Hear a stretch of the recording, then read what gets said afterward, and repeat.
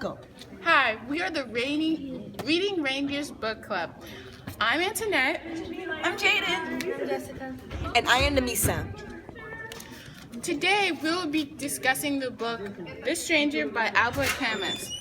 Our objective is to analyze the main character Mersault and his lack of ambition, which is also our topic.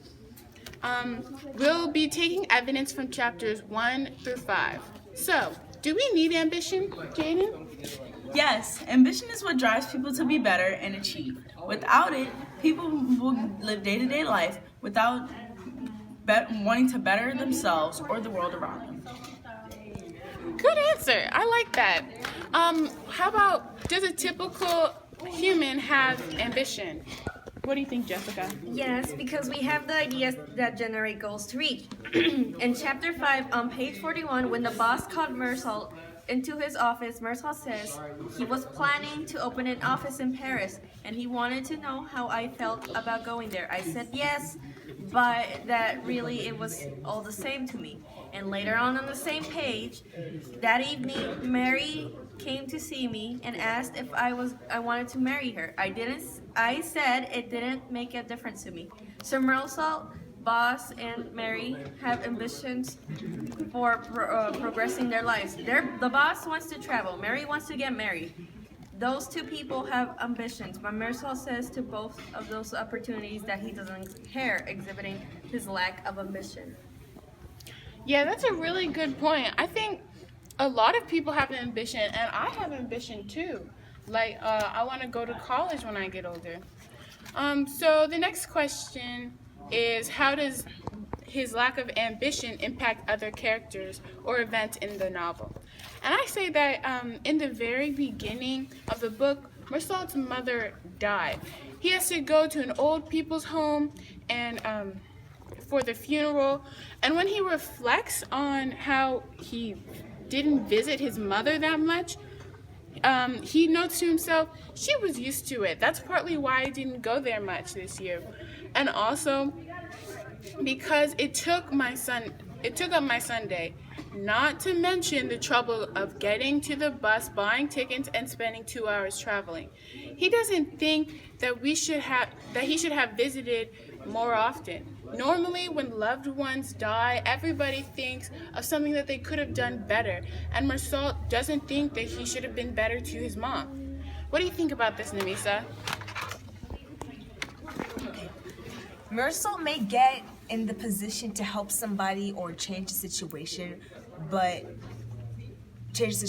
because he does not care, he won't step in to impact any events or possibilities for himself or other characters.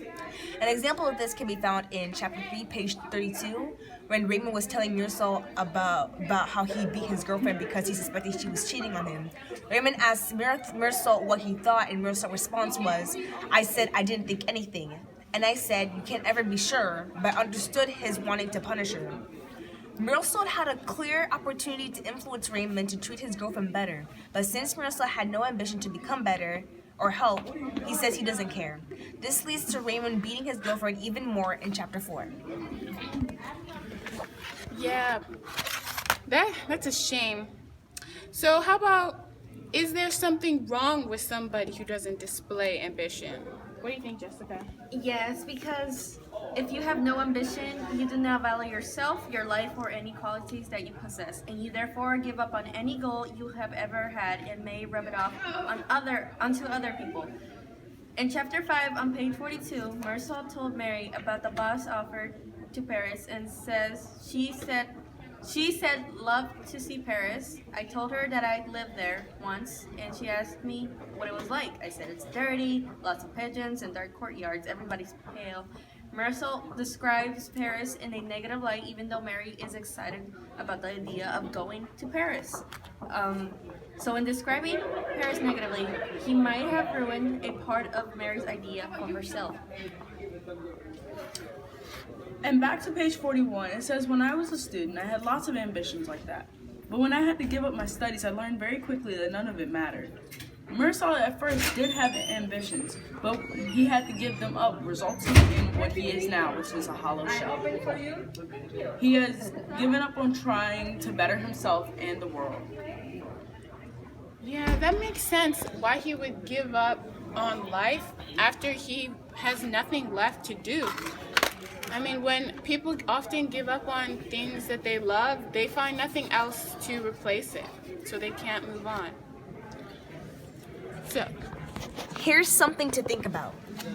When Mursal confessed that he had to give up his studies, could this have anything to do with his mother? Did he have to quit his studies in order to take care of his mom? And was that why he wasn't sad about his mother's death? Think about it.